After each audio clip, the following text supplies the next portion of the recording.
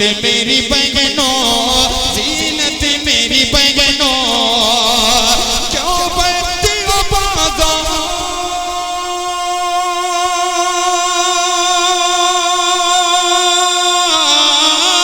क्यों बढ़ती हो बाजार की जीनत मेरी बहनों। इज्जत इज्जत तो कसम से तुझे पर्दे में मिलेगी, तुम शर्म गया ढूंढती हो ऐ मेरी माँ। ये फातिमा ज़हरा, ये फातिमा ज़हरा के दुपट्टे में मिलेगी, दुपट्टे में मिलेगी। सबक जो दीन का भूले हुए नहीं होते, सबक जो दीन का भूले हुए नहीं होते, तो हम जमाने में उलझे हुए नहीं होते। है कामयाबी की तलाश जिनको दुनिया में, है कामयाबी की तलाश जिनको दुनिया में, अरे फजर के वक्त वो सोए हुए नहीं रहते। हजरात मुहतरम, तो आइए बगैर किसी ताखीर व तमहीद के अब मैं उस खतीब को आपकी समातों के हवाले करना चाहता हूँ। हजरात, हमारे लिए बड़ी खुशी और मसरत की चीज़ है कि आप लोगों ने बड़ी दिल जमई के साथ हमारा साथ दिया। अल्लाह आपके लिए नफ़ा बख्श बनाए इस प्रोग्राम को। बस आपसे दरख्वास्त यही कि हमारे प्रोग्राम की आखिरी कड़ी, और कह लीजिए कि जिनके लिए प्रोग्राम सजाया और बसाया गया है वो बाकी हैं, जिनकी शख्सियत, जिनकी फ़ालियत जो जानते हैं उनको बताने की ज़रूरत नहीं है। बस हज़रत के बारे में मैं कहना ये चाहता हूँ कि यही हैं जिनके सोने को फजीलत है इबादत पर।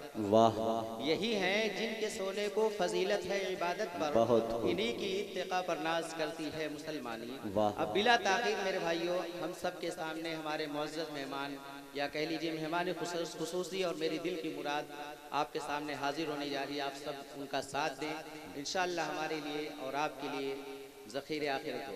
माशाअल्लाह माशाअल्लाह, अल्हम्दुलिल्लाह। अब आइए इस शेर के साथ हजरत का इस्तकबाल है कि इस शान से हजरत अंसार आइए, इस शान से हजरत अंसार आइए, दिल आशिकाने मुस्तफ़ा के जीतने के लिए हो दोनों जहां में मुसलमान कैसे फैज़ याब, वो कामयाब नुस्खे हैं क्या क्या बताइए। इसी शेर के साथ जनाब हजरत मौलाना अंसार अहमद साहब कासमी दामत बरकातहुल आलिया, सदर जमीयत उलमाए हिंद जिला रामपुर। अल्हम्दुलिल्लाहि नहमदुहु व नस्तईनुहु व नस्तगफिरुहु व नु'मिनु बिही व नतवक्कलु अलैहि व नऊज़ु बिल्लाहि मिन शुरूरि अनफुसिना व मिन सय्यिआति अअमालिना। मन यहदिहिल्लाहु फला मुदिल्ल लहु व मन युद्लिल्हु फला हादिय लहु व नशहदु अन ला इलाहा इल्लल्लाहु वहदहु ला शरीक लहु व नशहदु अन्न सय्यदना व सनदना व हबीबना व शफीअना व इमामना व मुक़्तदाना व मौलाना मुहम्मद अब्दुहु व रसूलुहु व बारक व सल्लम तस्लीमन कसीरन कसीरा। अम्मा बअदु फ़अऊज़ु बिल्लाहि मिनश शैतानिर रजीम। बिस्मिल्लाहिर रहमानिर रहीम।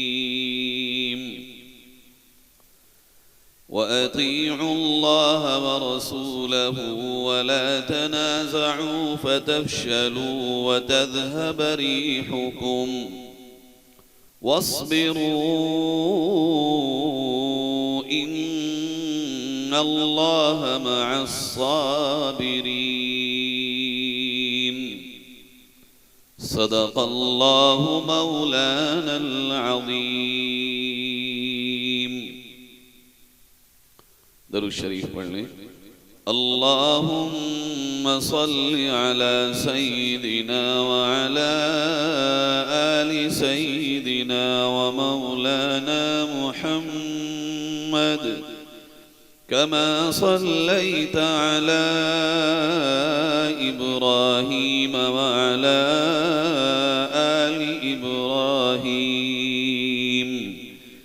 इन्नका हमीदुम मजीद। अल्लाहुम्म बारिक अला मुहम्मदिन व अला आलि मुहम्मद कमा बारकत अला इब्राहीम व अला आलि इब्राहीम इन्नका हमीदुम मजीद। इंतहाई मुअज़्ज़ज़ उलमाए किराम, दीनी ईमानी भाइयों, बुजुर्गों, नौजवान साथियों, पर्दा नशीन मेरी माओं और बहनों, काफ़ी देर से और अच्छे खासे वक्त से आप हजरात उलमाए किराम के बयानात और शुअराए इज़ाम से अशआर और नातिया कलाम सुन रहे हैं। अल्लाह रब्बुल इज़्ज़त जो भी उसकी मर्ज़ी के मुताबिक कहा गया हो, हम सब को उस पर अमल की तौफीक नसीब फरमाए। अजीज़ों, इस वक्त हमें और आपको बहुत ही बेदारी के साथ, बहुत ही चुस्ती के साथ आंखें खोलकर और होश के नाखून लेकर बातों को समझने की और उन पर अमल करने की बहुत सख्त ज़रूरत है। वरना अगर ये सुस्ती, ये गफलत, ये काहिली, ये नासमझी इसी तरह हमारी बदस्तूर जाहिर जारी रही तो मैं ये नहीं कह सकता कि क्या होगा, लेकिन हाँ, आने वाले हालात को देखकर थोड़ा सा खौफ सा महसूस होता है। और ये खौफ इसलिए नहीं है कि हमारे माल का क्या होगा, हमारे घर का क्या होगा, हमारे खेत का क्या होगा, हमारी दुकान का क्या होगा, हमारे ओहदे का क्या होगा, हमारी इज्जत का क्या होगा, या इस तरह दुनियावी साजो सामान, दुनियावी आराइश का सामान, दुनियावी ज़ेब व ज़ीनत का सामान, दुनिया की जितनी भी चीज़ें हैं उनके बारे में कोई डर हो कि उनका क्या होगा। हरगिज़ ऐसा नहीं है, बल्कि डर ये है कि अगर ये गफलत इसी तरह जारी रही तो हमारी आने वाली नस्लों के ईमान का क्या होगा, उनके साथ उनके अल्लाह के मामले का क्या होगा। ये फिक्रें इस वक्त सिर्फ और सिर्फ इसी पहलू से करने की हैं कि हमारी आने वाली नस्लों के पास कैसे अल्लाह का ताल्लुक बाकी रहे, कैसे रसूल अकरम सल्लल्लाहु अलैहि वसल्लम से उनका ताल्लुक बाकी रहे, कैसे उनका रिश्ता कुरान से बाकी रहे, कैसे वो जन्नत के हासिल करने वाले और जन्नत के दीवाने बन के ज़िंदगी गुजारें, कैसे वो जहन्नम से बचते बचाते अपनी ज़िंदगी गुजारें, कैसे वो मौत को सामने रख के मौत की तैयारी में ज़िंदगी गुजारें।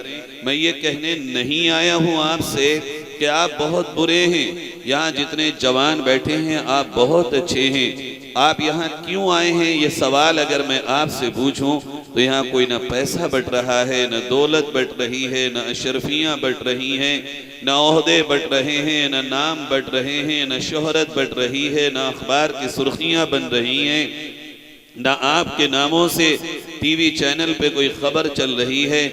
आप जितने प्यारे प्यारे जवान यहाँ बैठे हैं, मेरे बुजुर्ग यहाँ बैठे हैं, मेरी माँ यहाँ बैठी हैं, मैं सच कह रहा हूँ आपके दिल में अल्लाह की, उसके रसूल की, उसकी किताब कुरान मुक़द्दस की, उस अल्लाह के नबी के सहाबा की, औलियाए किराम की बड़ी मोहब्बत है। बस ये मोहब्बत पे थोड़ी सी गर्द चढ़ी हुई है। इसको अगर आप महसूस करेंगे तो यकीनन वो पर्दे आपके सामने से छट जाएंगे जो अभी छटना बाकी है। मैं ये नहीं कहने आया हूं कि आपका ताल्लुक अल्लाह से नहीं है, मैं ये नहीं कह रहा हूं कि आपका ताल्लुक अल्लाह के नबी से नहीं है। ये ताल्लुक ही तो आपको लेके आया है, ये ताल्लुक ही तो अल्लाह का और अल्लाह के नबी का आपको यहाँ बिठा रहा है। वरना दुनिया वालों को कहाँ फुर्सत, या तो कोई सो रहा है, या मोबाइल में गाने सुन रहा है, या वो लड़कियों से बातें कर रहा है। यहाँ जितने जवान आए हो वो आए क्यों आए हो? इसीलिए आए हो कि आपके दिल में अल्लाह बसता है, इसीलिए आए हो कि आपके दिल में अल्लाह का नबी है, इसीलिए आए हो कि आपके दिल में अल्लाह की किताब कुरान मुकद्दस की कोई अजमत है? हाँ, ये अलग बात है, जो मोहब्बत है, जो अजमत है, जो हमारे दिल में अल्लाह और उसके रसूल की कदर है, उसके और अमली जिंदगी के बीच में एक छोटा सा पर्दा है। अगर वो हट जाए तो आपसे अच्छा जवान इस रूए जमीन पर कोई नहीं होगा। बस इतनी सी बात है समझने की, इससे ज्यादा नहीं है। आप ये ना समझो कि हम गए गुजरे हो गए। आज मायूसी का एक आलम है नौजवानों में कि हम कुछ कर नहीं सकते। हम क्लीन शेव हैं, हम कैसे करेंगे कुछ? हम पैंट शर्ट वाले हैं, कैसे हम कुछ कर पाएंगे? हमारा क्या रोल होगा? हम तो अल्लाह और उसके रसूल के दीन के लिए कुछ नहीं कर सकते। ये सारा काम मौलाना करेंगे, इमाम साहब करेंगे, कारी साहब करेंगे, हम कुछ नहीं कर सकते। मेरे अजीजों, चाहे आप खुरपे से काम करने वाले हों, चाहे आप फावड़ा लेके काम करने वाले हों, चाहे आप दुकान बेचने वाले हों, चाहे आप मजदूरी करने वाले हों, चाहे आप खेती करने वाले हों, चाहे आप रिक्शा चलाने वाले हों, चाहे आप टैक्सी चलाने वाले हों, और चाहे आप सरकारी मुलाजिम हों या सरकारी अफसर हों या बहुत बड़े अमीर हों, दौलतमंद हों, महल वाले हों, याद रखना जितना नबी बादशाह का है उतना ही नबी खुरपे वाले का है। इसमें कोई फर्क नहीं है कि बादशाह का नबी से ताल्लुक इसलिए बढ़ जाएगा कि वो बादशाह है, और खुरपे वाले का ताल्लुक इसलिए कम हो जाएगा कि वो मजदूर है। इस्लाम में इस तरह की कोई ऊंच नीच नहीं। अल्लाह रब्बुल इज्जत ने तो ऐसा मंजर दिखा दिया, थोड़ा सा अपने आप को जगाओ, महसूस करो कि तुम क्या हो। अगर तुम कुछ भी ना हो तब भी तुम अल्लाह के बंदे और रसूल के उम्मती होने की हैसियत से इस कायनात में कुछ भी ना हो तुम्हारे पास, यहां तक कि तुम्हारे बदन पे कपड़े भी फटे हों, पैबंद लगे हों, पैरों में जूतियां ना हो, निवाले तुम्हारे खाने को हाथों में ना हो, तुम्हारे पास चलने को सवारी ना हो, ओढ़ने को ओढ़नी ना हो, बिछाने को बिछोना ना हो, सर छुपाने को घर ना हो, तब भी मैं तुमसे ये कहने आया हूं लोगों, ए मेरे जवानों, अगर दुनिया का कुछ भी ना हो, तुम्हारे पास अगर सिर्फ ला इलाहा इल्लल्लाह मुहम्मदुर रसूलुल्लाह है, मेरे रब की कसम, एक पल्ले में सूरज रखो, चांद रखो, सितारे रखो, आसमान भी रख दो, जमीन भी रख दो, सारी दुनिया के जितने जमीन में छुपे हुए हीरे के खजाने हों, चांदी के खजाने हों, सोने के खजाने हों, सारी नदियां, सारी नहरें, सारे समंदर, सारे पहाड़, सारे दरख्त तराजू के एक पल्ले में रख दे और इस कलमे को एक पल्ले में रख दे, रब्बे काबा की कसम ये सब पर भारी है। और जब तू कलमे वाला है तो सारी दुनिया से ज्यादा अजमत तेरी है रब के निगाह में और किसी की नहीं। समझो अपने आप क्या हो। अल्लाह ने मुझे और आपको जिन नेमतों से नवाजा है, हमने अपने आप को बहुत पीछे जाकर के सोचा है कि हम कुछ नहीं।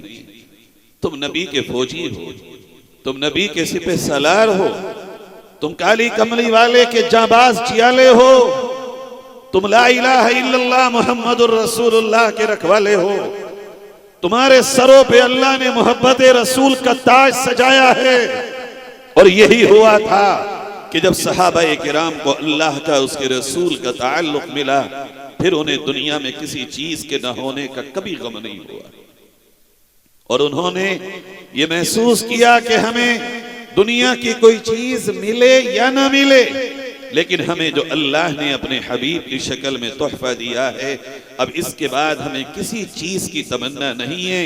इसके लिए अगर हमें कोई भी कुर्बानी देनी पड़े, जो मौजूद दुनियावी नेमतें हैं अगर वो भी हमसे चली जाएं तो हमें इसका कोई गम नहीं है, क्योंकि अल्लाह ने कायनात की सबसे बड़ी नेमत अपने हबीब मुहम्मदुर रसूलुल्लाह सल्लल्लाहु अलैहि वसल्लम की शक्ल में और कुरान मुकद्दस की शक्ल में हमें अता कर दी है।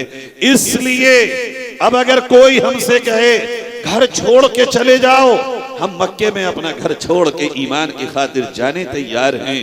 कोई अगर हमसे कहे दौलत छोड़ दो, हम दौलत को छोड़ने तैयार हैं। कोई अगर हमसे कहे अपने जज्बात की कुर्बानी दे दो, हम जज्बात के टुकड़े करने तैयार हैं, लेकिन अपने अल्लाह से, अपने नबी से ताल्लुक को कमजोर करने हरगिज तैयार नहीं। मेरे भाइयों, अगर आप इतनी बात मेरी समझ गए हो कि आप क्या हैं और क्या कर सकते हैं आप, आज अल्लाह का शुक्र है यहां बैठा हुआ कोई जवान ऐसा नहीं है जिसके पास अपना सर छुपाने को घर ना हो। कोई है ऐसा यहां जिसके जिस्म पे कपड़े ना हो, जो किसी का गुलाम हो? ऐसा कोई नहीं है, बल्कि हर एक आजाद है, हर एक के पास अपना घर है, हर एक के पास कमाने को हाथ है और पांव है।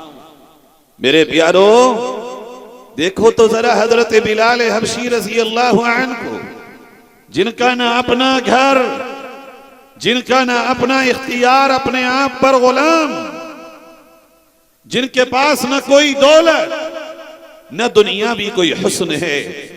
जब इन बिलाल हबशी ने, मालूम है क्या कहते थे मक्के वाले?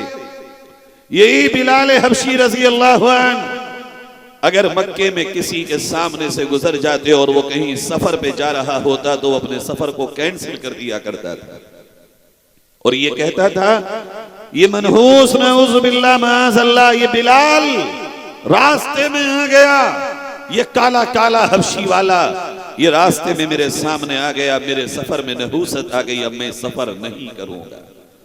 मक्के में जिन्होंने बिलाल हबशी को ये कहा, जब इसी बिलाल ने अल्लाह के नबी के कलमे को पढ़ के नबी की आगोश में अपने आप को डाला, जब इस बिलाल ने अपने दिल में अल्लाह और उसकी रसूल की अजमत को डाला, तो मक्के वालों ने फिर लाख चाहा कि इसके दिल से अल्लाह और उसके रसूल को निकाल दिया जाए, लेकिन निकालने में कभी कामयाब ना हो सके।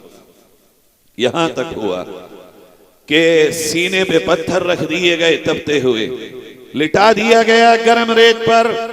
आप में से अगर कोई साहब मक्का मुकर्रमा गए हो हज पे या उम्रे पे और गर्मी का मौसम हो और उन्होंने वहां देखा हो कि जब बाहर निकलते हैं तो वहां के रोड अगर बगैर चप्पल के आप पैर रख दें तो लगता है जैसे पांव जल जाएगा, इतनी सख्त गर्मी मक्के में होती है।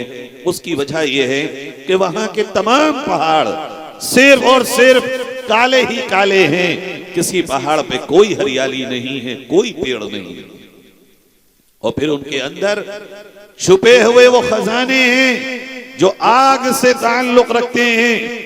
इसलिए मक्के का मौसम इंतहाई गर्म मौसम होता है, और फिर महीने भी अगर गर्मी के हों, मजाल के कोई नंगा पैर वहां चल ले, मैंने खुद तजर्बा करके देखा। और यही इस नियत से मैंने वहां एक रोज जब मैं निकला तो जानबूझकर मैंने अपने जूते उतारे और एक थैली में डाले और थोड़ी सी दूर चल के मैंने ये कोशिश की कि देखूं तो सही बिलाल दिन दिन भर मक्के की इस गर्म रेत पे लेटता था और मक्के के मुशरिक ये कहते थे, बिलाल देखो अभी भी वक्त है, तुम्हारी चमड़ी यहाँ की गर्मी से उधड़ जाएगी अगर एक बार तुम ये कह दो कि तुमने अल्लाह और उसके रसूल से ताल्लुक को खत्म किया तो तुम हमारी आंखों के तारे बनने के लिए तैयार हो जाओ। मैंने सोचा देखूं चल करके कि मैं कितना चल पाऊंगा। मुश्किल से 10-15 कदम चलने के बाद ऐसा लगा जैसे पांवों में छाले पड़ जाएंगे और उससे ज्यादा धूप में और तपती हुई तपिश में मैं चल ना सका। लेकिन यही बिलाल थे, जब उनके दिल में अल्लाह की और उसके रसूल की सच्ची आजमत बैठ गई, मक्के वालों ने उन्हें लिटाया, सीने पे पत्थर रखा, एक हाथ यूं और दूसरा यूं और दोनों पैर, और 4 लोग खड़े हो गए ताकि करवट भी ना ले सके, हिल भी ना सके। ऐसे आलम में हजरत बिलाल की जबान पर एक ही जुमला था, अल्लाहु अहद, मेरा रब एक है जो मेरे मोहम्मद ने मुझे बताया। तुम अगर ये चाहते हो कि तुम मुझसे मेरे नबी का ताल्लुक वापस ले लो तो सुनो, अगर मेरे जिस्म को ये दिल की जबान कह रही थी गोया मेरे जिस्म को काटो, मेरी नसों को फाड़ो और उनके खून के कतरों को निचोड़ोगे और उनकी आवाज भी अगर सुनोगे वो भी अल्लाह और उसके रसूल ही की मोहब्बत के नगमे सुनाएंगे, इसके सिवा कुछ नहीं। मेरे भाइयों, ये बिलाल एक वक्त आया जब मक्का फतह हुआ। अब वक्त था कि काबे की छत पे चढ़ के कोई अजान देगा। सिद्दीक़ अकबर खड़े, उमर बिन खत्ताब रजी अल्लाह अन्हु खड़े, उस्मान गनी आपके दामाद खड़े, अली रजी अल्लाह अन्हु खड़े और बड़े बड़े सहाबा। और ये समझते थे कि शायद अब कोई और बड़ा सहाबी आएगा और काबे की छत पे चढ़ के अजान देगा। लेकिन अल्लाह के नबी ने जब इशारा किया, बिलाल कहां हो तुम? अल्लाह के नबी मैं यहां हूं, चढ़ो आज काबे की छत पर और अजान दो। दर हकीकत ये अजान इस बात का ऐलान थी कि अल्लाह के यहां मालदारी और गरीबी की बुनियाद पर, अमीरी और फकीरी की बुनियाद पर, काले और गोरे की बुनियाद पर, देहाती और शहरी की बुनियाद पर कोई फैसला नहीं होता, बल्कि अल्लाह के यहाँ फैसले दिलों की बुनियाद पर होते हैं। किसका दिल कितना अल्लाह की मोहब्बत से, अल्लाह के रसूल की मोहब्बत से, अल्लाह के कुरान की मोहब्बत से जगमगा रहा है, इसी पर अल्लाह रब्बुल इज्जत के यहाँ से फैसले आते हैं। हम और आप बहुत मायूसी का शिकार हैं, बहुत डर रहे हैं जीते हुए। मत डरो, मत मायूस हो। खुदाए पाक की कसम, तुम्हारा मेरा ईमान ये है कि अगर अल्लाह ने हमारी मौत लिखी है किसी भी वजह से, दुनिया की कोई ताकत हमें जीने को एक लम्हा नहीं दे सकती। और अगर हमारी जिंदगी लिखी है तो सारी दुनिया की ताकतें मिलकर हमें मौत नहीं दे सकती। जब ये ईमान है तो डरना कैसा? फिर यूं कहा, अल्लाह ने जो मुकद्दर किया है, भलाई, दौलत, माल, इज्जत, जो रब ने चाहा है वो मिलेगा। और अगर रब ने नहीं चाहा, तुम लाख मेहनत कर लो, लाख कोशिशें कर लो, लाख तुम अपने जतन कर लो, लेकिन कोशिशों के बावजूद भी मिलेगा वही और उतना ही जितना रब चाहता है। ईमान वालों, जब हमारा आपका ईमान ये है और हमें आपको हमारा कुरान बता रहा है, वइयमसस्कल्लाहु बिज़ुर्रिन फला काशिफ लहू इल्ला हू वइयुरिदका बिखैरिन फला राद्द लिफज़लिही युसीबु बिही मन यशा। अल्लाह जब चाहेगा किसी भी नुकसान से तुम्हें गुजारना, सारी दुनिया की मशीनरी लगकर भी अल्लाह के फैसले को तुमसे बचा नहीं सकेगी। और जब अल्लाह चाहेगा तुम्हें भलाई पहुंचाना, तो कोई दुनिया की ताकत तुम्हारी उस भलाई से तुम्हें दूर नहीं कर सकेगी। जब हमारा ईमान ये है तो फिर हमें खौफ की जिंदगी जीना क्यों? फिर डर के जीना क्यों? आज अगर डर है लोगों, सिर्फ इस बात का है, मुझसे अभी तक इन हालात में एक ने ये नहीं कहा, एक ने नहीं कहा, मौलाना आने वाली नस्लों के ईमान का क्या होगा? हर एक लेके आता है, मौलाना हमारी नेशनलिटी का क्या होगा? आने वाले दिनों में हमारी जमीन का क्या होगा? कानून बन जाएंगे, कैसे हम जिएंगे, कैसे हम रहेंगे? याद रखें, अगर हमने अपने आप को ईमान के साथ जिंदा रखा है तो हमारी हिफाजत का वादा रब ने किया है। वला तहीनू वला तहज़नू वअंतुमुल अअलऊन इन कुंतुम मुमिनीन। अगर तुम्हारे सीने में ईमान है और तुम ईमान के मुताबिक जिंदगी गुजार रहे हो, तो न जालिमों से घबराने की जरूरत है, न हुक्मरानों से डरने की जरूरत है, न दुश्मनाने इस्लाम से जरा भी दिल में खौफ पैदा करने की जरूरत है, बल्कि रब का ऐलान है देर से सही, भले ही कुछ ताखीर हो, कुछ इम्तिहान की घाटियों से तुम्हें गुजरना हो, लेकिन सरबलंदी बिल आखिर तुम्हारी ही सर का ताज बनी। क्या मेरा आपका कुरान पे इतना भी ईमान नहीं रहा?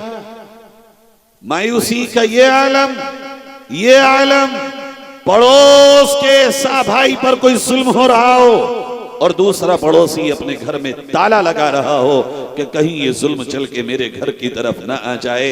ये नहीं हो रहा है आज कि अगर एक मोहल्ले में किसी पर कोई ज्यादती हो, दूसरे मोहल्ले का वहां आके उसकी मदद करे, बल्कि हो ये रहा है अगर सामने वाले पर ज्यादती हो रही है तो हमारा दूसरा सामने वाला अपने घर को लोक लगा के ये समझ रहा है कि मैं बच गया हूं, चूंकि यही तो है जिसको मुसीबत आई है। याद रखना, जिस बुनियाद पर तेरे भाई पर मुसीबत आई है वो बुनियाद तेरे पास भी है। आज न सही कल तेरी बुज़दिली बिल आखिर तुझे मार ही डालेगी।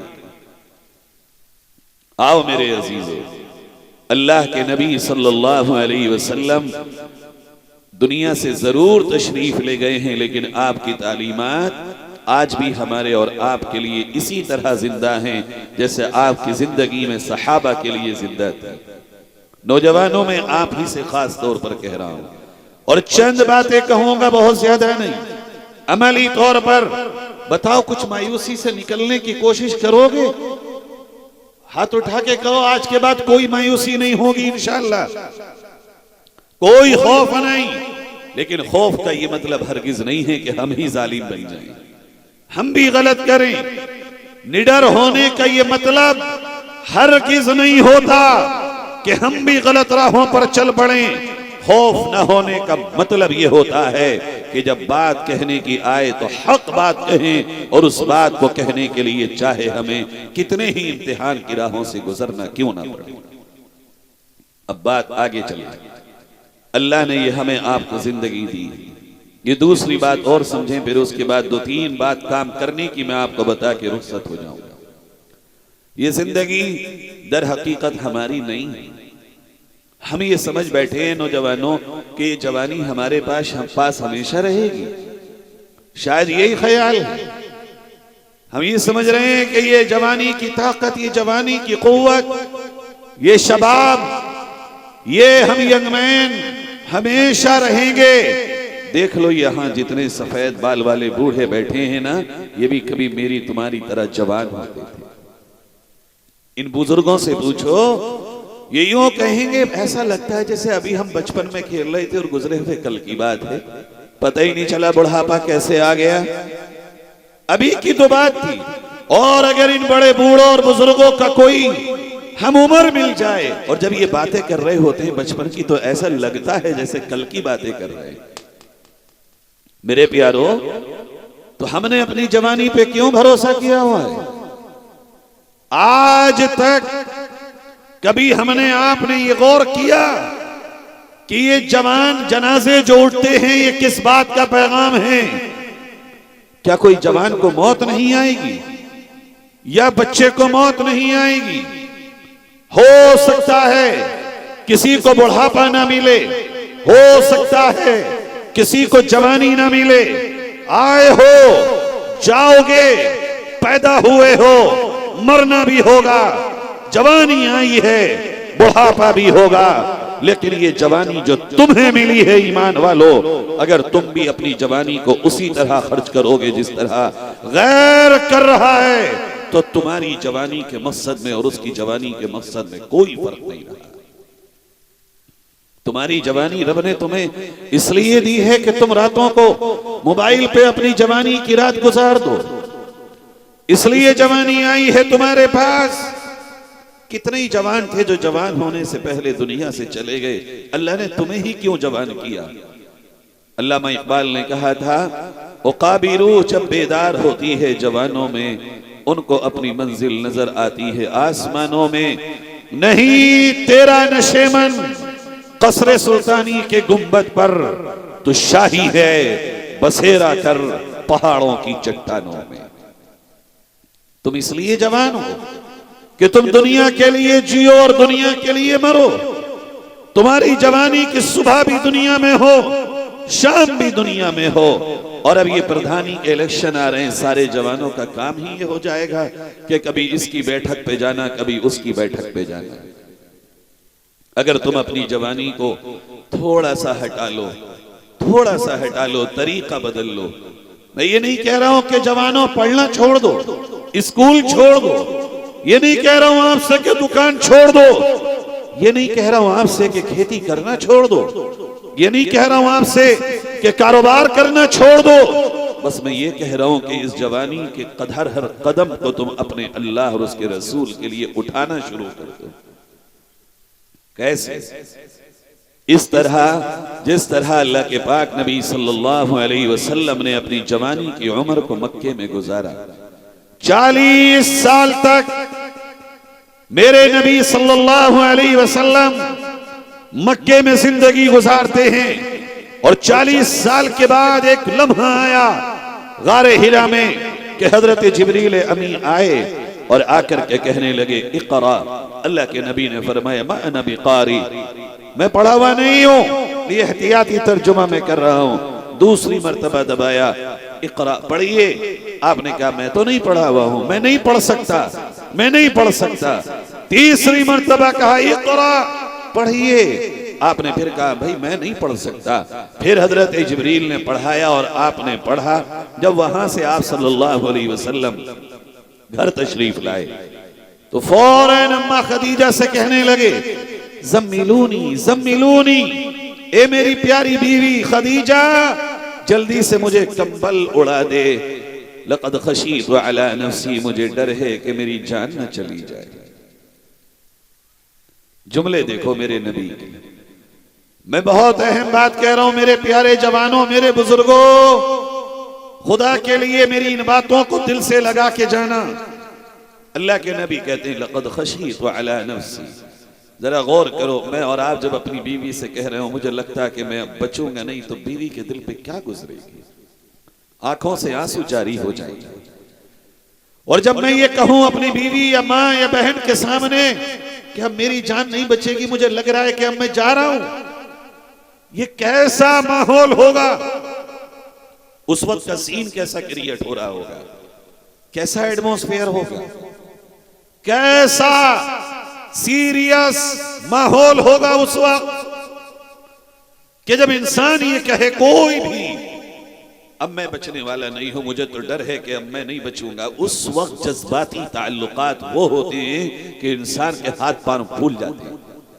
लेकिन अल्लाह के नबी का एक एक अमल कयामत तक उम्मत के लिए नमूना है।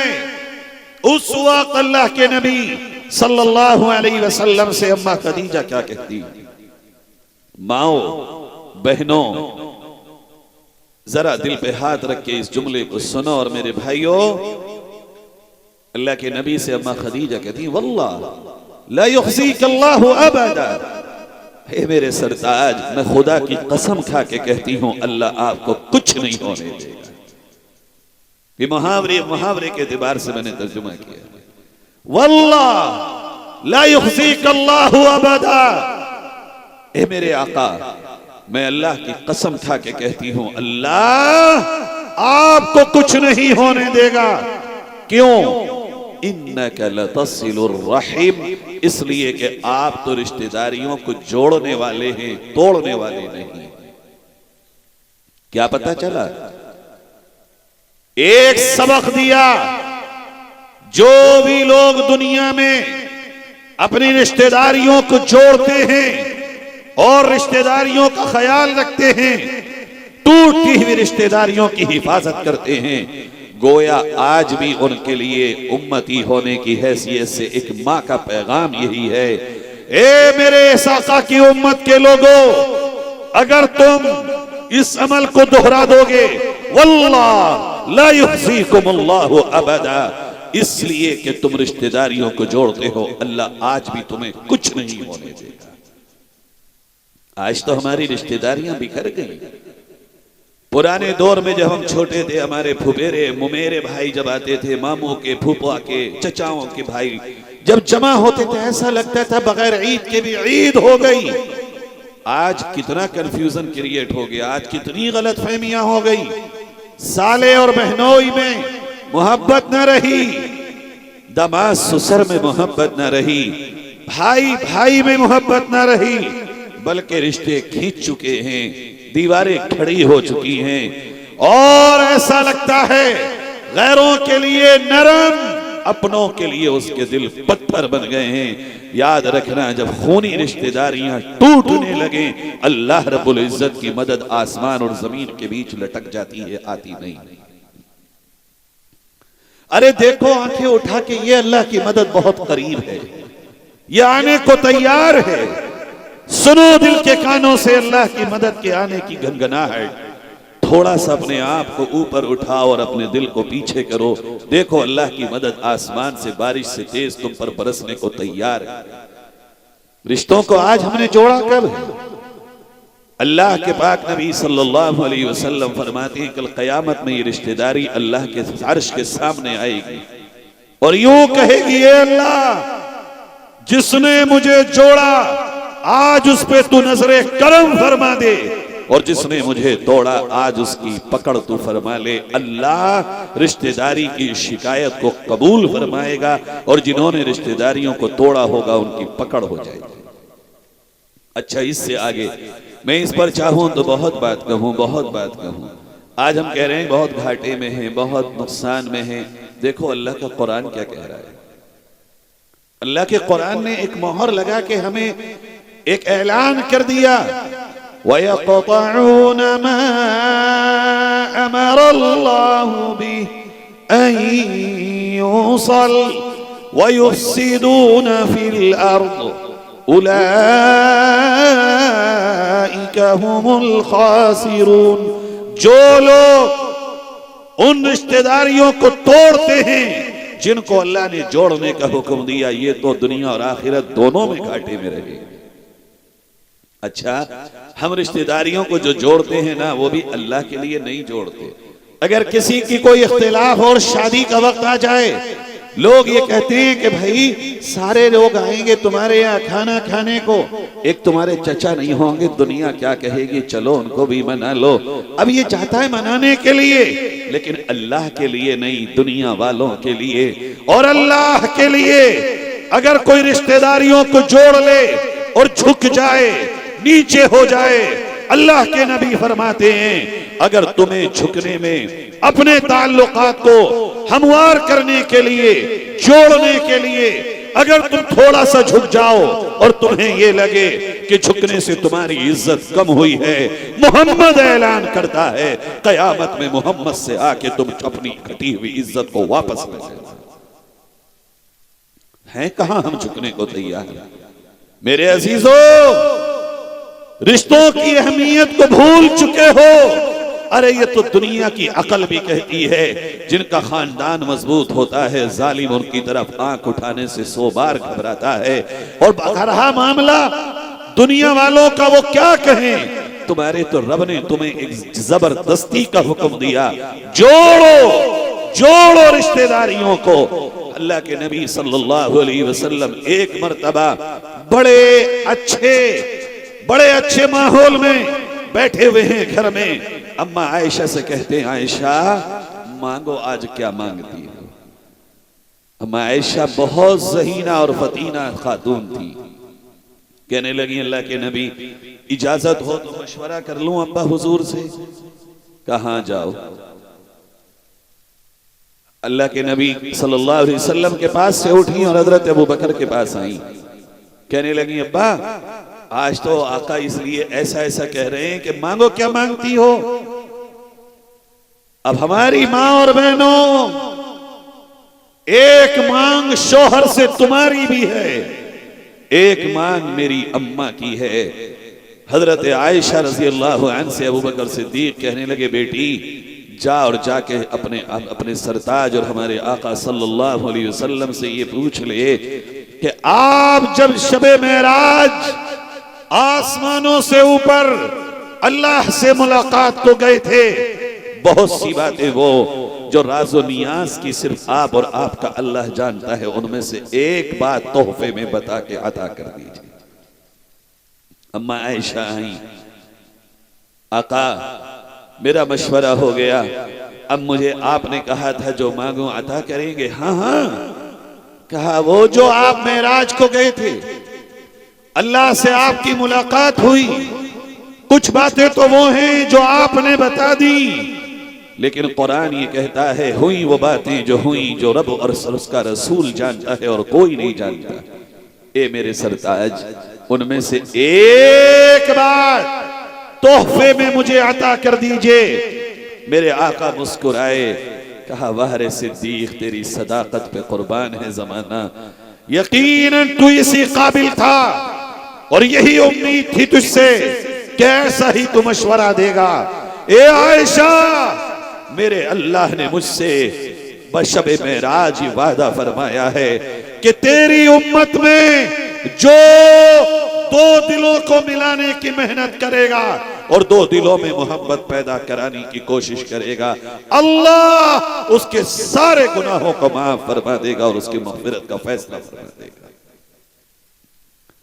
हजरत आयशा फौरन इस बात को सुन के बहुत खुश हुई और अबू बकर सिद्दीक रज़ी अल्लाह अन्हु के पास आई और कहने लगी, अब्बा अल्लाह के नबी ने बता दिया। क्या बताया? क्या ये बताया है कि जो दो लोगों के दिलों को जोड़ने की कोशिश करेगा, अल्लाह उसकी मग़फ़िरत फरमा देगा। अबू बकर सिद्दीक रज़ी अल्लाह अन्हु रोने लगे। हजरत आयशा ने कहा, अब्बा रोने की क्या बात है, ये तो तोहफा दिया अल्लाह के नबी ने। कहा बेटी, तो सिक्के के एक रुख को देख रही है, दूसरे को नहीं। जो लोगों के दिलों को जोड़ेगा अल्लाह उसके साथ करम का मामला फरमाएगा, लेकिन अगर दिलों को तोड़ेगा तब अल्लाह उसके साथ क्या मामला फरमाएगा, ये तूने नहीं सोचा।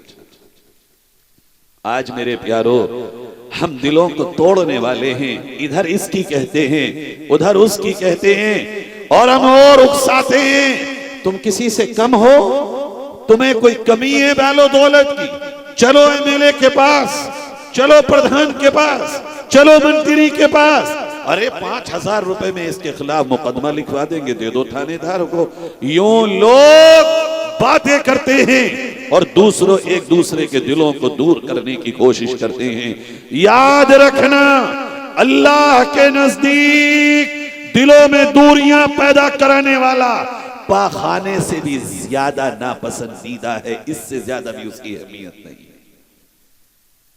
मैं सच कह रहा हूं आपसे, इससे भी ज्यादा गलीज है वो जो लोगों के दिलों को तोड़ने का काम करे।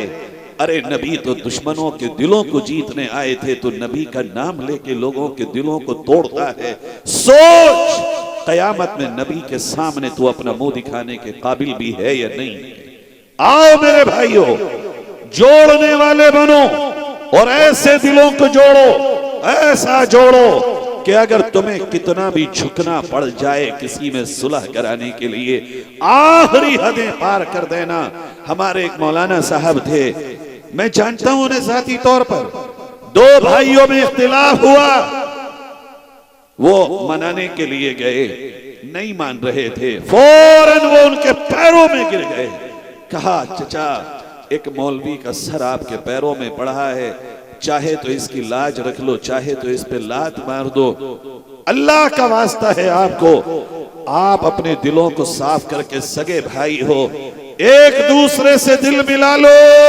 अगर तुम्हारी मौत हो गई, रब का ऐलान है नबी के जरिए, 3 दिन अगर एक मोमिन की मोमिन से बोलचाल बन रही, चौथे दिन मौत आएगी, सीधा जहन्नम में जाएगा। मेरे भाइयों, अगर हम किसी का भला ना कर सकें तो बुरा करने का हक भी हमें नहीं। किसी के लिए अच्छा नहीं कर सकते तो बुरा करने का हक हमें किसी ने नहीं दिया। आज ये तय कर लो, अगर हमें आज भी रुसवाइयों से, जिल्लतों से, आज के जमाने में भी इज्जत अगर चाहिए, बुलंदी अगर चाहिए, अल्लाह की हिफ्ज़ व अमान अगर चाहिए, तो अपनी रिश्तेदारियों को दुरुस्त करना होगा, जोड़ना होगा। जाओ और उठो, और एक दूसरे से अपने मामलात को दुरुस्त करना शुरू कर दो। यकीन जानो अल्लाह की मदद तुम्हारे साथ वो आएगी जिसको तुम अपनी आंखों से खुद देखोगे। एक नौजवान मेरे पास आया रामपुर में, कहने लगा मौलाना बाप और बेटों के रिश्ते बड़े खराब हैं आजकल, दिलों में कदूरतें हैं, कदूरतें, बाप होने के बावजूद, बेटा होने के बावजूद। क्या मेरे वालिद मुझसे नाराज रहते हैं, मैं कोशिश करता हूं उनको मनाने की, काम करने की उनकी मर्जी के मुताबिक, फिर भी वो नाराज रहते हैं। मैंने कहा फिर तुम क्या करते हो? कहा माफी मांगता हूं, फिर भी उनका मुंह टेढ़ा रहता है, कभी सीधी बात नहीं करते मुझसे, इकलौता बेटा। मैंने कहा अच्छा एक काम करो, तुम रात को जब जाओ तो रात को जाने के बाद उनके पायथी को बैठ के हाथों से पैर पकड़ लेना और यूं कहना कि पापा मुझे मौलाना ने बताया कि बाप राजी तो अल्लाह राजी, बाप नाराज तो अल्लाह नाराज, और अगर बाप की नाराजगी में मौत आ गई तो बंदा जहन्नम का ईंधन बन जाएगा। अब पापा आप छोटी छोटी बातों पे नाराज हो जाते हैं, अगर मेरी इसी नाराजगी में मौत आ गई तो मैं जहन्नम में जलूंगा। अब मैं आपसे कहता हूं या तो राजी हो जाइए, और अगर आप दिल से राजी नहीं हो सकते तो सुबह मेरे जिस्म में लकड़ी लगा करके आग लगा दीजिए। अगले दिन उसका बाप मेरे पास आया और कहने लगा मौलाना मैं इतना शर्मिंदा हूं कि मैं आपके सामने आंख उठा के कैसे बात करूं, मैंने सोचा नहीं था ये कि मौत मेरी या मेरे बेटे की कोई पहले या बाद में आएगी। ये बात सच है कि अगर मेरी नाराजगी में मेरी मौत हो गई तो मेरे बच्चे का क्या बनेगा, और इसकी मौत हो गई तो मैं कैसे जी पाऊंगा। मेरे भाइयों हम इस पहलू पर कभी गौर नहीं करते कि हमें इस तरह भी रिश्तों को निभाना चाहिए। कोई बहू अगर सास से नाराज है, जैसा कि अभी मुफ्ती साहब ने इस पर इशारा किया, तो शौहर बहू को दबाता है, डांटता है, डांट, वो पहलवानी दिखाता है। अगर मेरी मां से तूने कुछ कहा बताए देता हूं तेरी मां के घर छोड़ के आऊंगा। ओ नादान शौहर, इस तरह समझाते हैं क्या? इस तरह ताकत दिखाते हैं। दिलों को जीता नहीं जाता। दिलों को जीतने का तरीका तो यह था कि पहली ही रात में तो बीवी को लेके बैठता और यह कहता कि आज अल्लाह ने आपके और मेरे निकाह के जरिए मेरे और आपके ईमान की तकमील कर दी है। अब इस ईमान की तकमील के वास्ते ही मुझे और आपको अपनी जिंदगी को आगे चलाना है।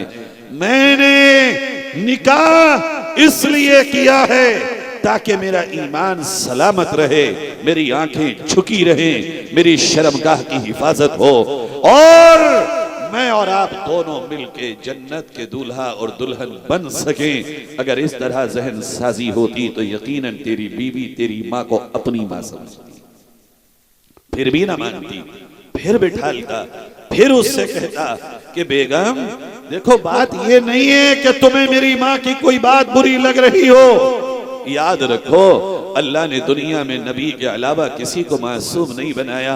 कमियां जरूर होंगी मेरी माँ में, मगर मेरे नबी ने बताया कि मेरी जन्नत मेरे माँ के कदमों के नीचे है। ए मेरी बेगम अब तू बता कि मैं अपनी जन्नत को ठोकर मार दूं, ये जन्नत को सीने से लगा दूं, तो मेरी मदद कर मेरी जन्नत के हासिल करने के वास्ते। इंसान को कहने का तरीका हो, समझाने का सलीका हो, और अपनी चाहत को सामने प्रेजेंट करने का और रखने का वो जज्बा हो कि सामने वाला आपको अपनी हमदर्दी के अल्फाज सुन रहा हो और उसके दिल में जगह बन रही हो। हमारे यहाँ ये तरीका नहीं है, टारगेट करने का तरीका है, डांटने का तरीका है। इसी तरह हर रिश्तेदारी जोड़ी जा सकती है और तोड़ने में बहुत छोटी सी चीज चाहिए। ये नाक मैं नहीं झुकूंगा, मैं नहीं मानूंगा, और लोग ये कहते हैं अरे तू झुकेगा दुनिया क्या कहेगी तुझे, तू झुकेगा दुनिया क्या कहेगी तुझे, माल वाला होके झुक गया कैसे निकलेगा गांव में। तो सुनो मेरे प्यारो, आज मेरी तुम्हारी हैसियत लोग मुझे और आपको बताते हैं। मेरे तुम्हारे आका सल्लल्लाहु अलैहि वसल्लम जिनके पैर की धूल का एक जर्रा भी हम सब मिल के नहीं हो सकते, वो मकाम बुलंद अल्लाह ने हमारे नबी को अता किया था। आप मिंबर पर आते हैं, मस्जिद नबवी के मिंबर पर, जो मस्जिदों में हमारे यहाँ मिंबर होते हैं, इसी तरह वहां एक मिंबर पर आप खड़े होते हैं। और जैसे आप बैठे हैं ना, मैं मुशाबहत नहीं दे रहा हूं कि आप सहाबा, एक मिसाल दे रहा हूं समझाने के लिए। अल्लाह के नबी मिंबर पर आए, सहाबा मस्जिद में सामने बैठे हैं। अल्लाह के नबी फरमाते हैं, मेरे यारो, मेरे सहाबा, मेरे जानिसारो, मैं आज तुमसे कुछ कहना चाहता हूं, और वो ये कि अगर मुझसे किसी भी मेरे सहाबी को कोई दुख पहुंचा हो, कोई तकलीफ हुई हो, कोई ज्यादती हो गई हो, तो मैं मोहम्मद तुम सबसे, सबके सामने माफी मांगता हूं।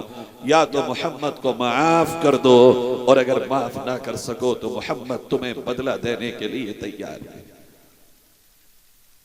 ये तुम्हारा नबी है, तुम्हें मुझे अपनी शान दिखती है। अरे शान तो मोहम्मद सल्लल्लाहु अलैहि वसल्लम की है, तुम्हारी मेरी क्या है? उसी के सदके में जो कुछ है वो है। सहाबा की चीखें निकल गई, या रसूल अल्लाह, अरे आपके लिए तो जाने दी है हमने, बीवियों को बेवा कराया है हमने, अपने बच्चों को यतीम कराया है हमने अपने लेहलहा की फसलें मक्के में छोड़ी है आपके लिए, आपके दीन के लिए। आपसे हमें तकलीफ होगी? आपने कहा ना, अगर किसी का दिल दुखा हो बताओ, मैं अल्लाह के यहां सवालो जवाब नहीं चाहता, जो बदला चाहते हो बदला ले लो, या मोहम्मद को माफ करना चाहो तो मैं तुमसे माफी मांगता हूं, माफ कर दो। आज लोग माफी मांगते हुए अपनी बेइज्जती महसूस करते हैं। तुम्हारा नबी क्या अमल कर रहा है? मजमे में से एक सहाबी रसूल खड़े हुए, या रसूल अल्लाह, मेरा एक मामला है और मैं उसका बदला चाहता हूं। सहाबा की चीखें निकल गई, कौन है ये जो मोहम्मद सल्लल्लाहु अलैहि वसल्लम से बदला लेने आया है? कहा, ए अल्लाह के नबी, मेरी कमर पे आपने एक डंडी मार दी थी, मैं उसका बदला चाहता हूं, और ये हुआ अल्लाह की तरफ से। अगर ये ना होता तो दुनिया दुश्मनाने इस्लाम ये कहते कि मोहम्मद ने यूं ही एक फॉर्मेलिटी के लिए, खानापुरी के लिए बात कह दी थी, अमल करके कहां दिखाया? मेरा नबी तो सरापा अमल वाला नबी है। आप फौरन मिंबर से नीचे आ गए, कलाओ डंडी लेके आओ। डंडी लाई गई, उस सहाबी के हाथ में दी गई। कहा, मोहम्मद की कमर तेरे सामने हाजिर है, अपने नबी से तो बदला ले ले, लेकिन आखिरत का मामला यहां पर साफ। वो सहाबी कहने लगे, या रसूल अल्लाह, जब मेरी कमर पे आपने डंडी मारी थी तो मेरी कमर पे कपड़ा नहीं था, और आपकी कमर पे तो कपड़ा है। मेरे आपके आका ने कपड़ा हटा दिया और कहा, ले अब बदला ले ले। वो सहाबी चिपट गए, और ये दोनों कांधों के बीच में जो मोहरे नबूवत थी उसको चूमा और कहा, अल्लाह के नबी, गुस्ताखी माफ, मैं आपसे माफी चाहता हूं। मैंने ये रास्ता और हीला इख्तियार किया, मेरा शौक था कि मैं इस मोहरे नबूवत को चूम लूं, बदले का तसव्वुर तो कभी आया भी नहीं। भाइयों, सहाबी रसूल क्या चाहते थे क्या नहीं, ये बात एक तरफ, लेकिन तुम्हारे नबी ने अपने आप को किस अंदाज में अपने सहाबा के सामने पेश कर दिया। बात तो ये, इन्नका लतसिलुर रहीम, झुकने वाले बनो, अकड़ने वाले ना बनो। झुकने वाले पेड़ हमेशा फलदार होते हैं, अकड़ने वाले पेड़ हमेशा सूखे होते हैं, और सूखे पेड़ों की कीमत सिवाय आग में जलाने के कुछ नहीं हुआ करती। दूसरी बात, अल्लाह के नबी सल्लल्लाहु अलैहि वसल्लम से मां खदीजा कहती हैं, व तस्दुकुल हदीस, अल्लाह के नबी, अल्लाह की कसम, अल्लाह आपको कुछ नहीं होने देगा, इसलिए कि आप सच बोलते हैं, झूठ नहीं बोलते। क्या पता चला? अल्लाह के नबी ने एक दूसरी हदीस में खुद फरमाया, इन्न सिद्क़ युनजी वल किज़्ब युहलिक, सच हमेशा इंसान को नजात देता है और झूठ हमेशा इंसान को बर्बाद करता है। मैं सच और झूठ की हदीस और आयात के बजाय एक और अलग बात कह रहा हूं आपसे, दिल के कानों से सुनना मेरे प्यारो। और जिस अंदाज में मैं इस सच की डेफिनेशन कर रहा हूं, अगर तुम्हारे मेरे दिल में जरा भी कोई गैरत ईमानी होगी, आज के बाद यकीन करो मैं और आप झूठ नहीं बोल सकेंगे। अल्लाह के नबी यूं बैठे, सहाबा बैठे, एक साहब ने सवाल किया, या रसूल अल्लाह, क्या मुसलमान जिना कर सकता है? आपने फरमाया हाँ, इंसान है, गुनाह हो सकता है उससे। अल्लाह के नबी चोरी कर सकता, हाँ हो सकता है, चोरी भी कर सकता है, इजाजत नहीं दी जा रही है, हो सकता है उससे ये भी गुनाह। अल्लाह के नबी ये गुनाह हो सकता है, हाँ भाई इंसान है, गुनाह हो सकता है। अल्लाह के नबी मुसलमान ये गुनाह कर सकता है, ये भी कर सकता है। कई सवाल किए, उसके बाद आखिर में पूछा, ए अल्लाह के नबी, क्या मुसलमान झूठ बोल सकता है? आप यूं बैठे थे, यूं हो गए और कहा ना ना ना, मुसलमान कभी झूठ नहीं बोल सकता, झूठ नहीं बोल सकता। इसमें दो बातें हैं जो दिलों को झंझोड़ देती हैं। नंबर एक, तुम्हारा मेरा नबी तुमसे मुझसे ये उम्मीद लगाता है कि तू मेरा उम्मती है तो झूठ नहीं बोल सकता। क्या उम्मीद लगाई है? कुछ उम्मीदें होती हैं मेरे प्यारो, तुम्हारे मेरे आका को भी मुझसे तुझसे कोई उम्मीद है, और वो ये उम्मीद लेकर के दुनिया से तशरीफ ले गए हैं कि अगर तू ईमान वाला है, इस्लाम वाला है, कलमे वाला है, नबी का गुलाम है, तू सब कुछ कर सकता है। तेरी नमाजें लेट हो सकती हैं, तेरे मामलात में कुछ भी आगे पीछे हो सकता है, लेकिन तू मुसलमान भी हो, झूठा भी हो, ये नहीं हो सकता। बताओ नौजवानों, क्या आज मेरे तुम्हारे मोबाइल पे सिवाय झूठ के कुछ और है? और याद रखना, ये जो एक जुमला मैं तुमसे अब कह रहा हूं और खुद से, जब तुम्हें झूठ बोलने का मन करे, एक बार ये दिल में तसव्वुर कर लेना, हर झूठ बोलने से पहले कि ए उम्मती रसूल, तू रसूल की उम्मीद को झूठ बोल के तोड़ रहा है और नबी के दिल को दुख पहुंचा रहा है। दूसरी इसमें एक पहलू और मैंने निकाला, और वो ये कि अल्लाह के नबी ने जब कोई बात कही है, वो सार्वजनिक कही है, वो कॉमन कही है, वो आम कही है, सारी दुनिया के सामने कही है। क्या कहा अल्लाह के नबी ने? ओ दुनिया वालों, ओ दुनिया में जीने वाले लोगों, सुनो, मैं मुसलमानों का तारुफ, इंट्रोडक्शन मैं तुम्हें मुसलमानों से इंट्रोड्यूस करा रहा हूं। मेरा उम्मती कुछ भी होगा, लेकिन दुनिया वालों मेरा उम्मती झूठा नहीं होगा। ये तारुफ दुनिया वालों के सामने तेरा मेरा रसूल करा रहा है। जो तारुफ तेरे मेरे नबी ने मेरा तेरा कराया हो, उसी को तोड़ रहे हो। बस इतनी सी बात कहने आया हूं। इस तस्दुकुल हदीस, झूठ नहीं बोलते, सच बोलते हैं। और याद रखो, आज भी अगर मैं और आप सच्चाई पर आ जाएं, गोया अम्मा खदीजा अपनी रूहानी औलादों का कांधा पकड़ पकड़ के यूं कह रही हैं, वल्लाह ला युहसीकुमुल्लाहु अबदा। ए मेरे रूहानी बच्चों, आज भी रिश्तेदारियां जोड़ के देख लो अल्लाह के लिए, सच बोल के देख लो अल्लाह के लिए। अल्लाह तुम्हें कुछ नहीं होने देगा इंशाअल्लाह। वतक़री ज़य्फ़ वतहमिलुल कल्ला वतक्सिबुल मअदूम वतुईनु अला नवाइबिल हक़ वतुअद्दिल अमाना। ये 7 चीजें अल्लाह के नबी के सामने रखी। इसमें से 2 और बयान करके मैं बात को खत्म कर दूंगा, काफी तवील वक्त हो चुका है। वो कहती हैं, अल्लाह के नबी आप मेहमान नवाजी करते हैं, और जो बंदों की मेहमान नवाजी करे अल्लाह उसे कुछ नहीं होने देता।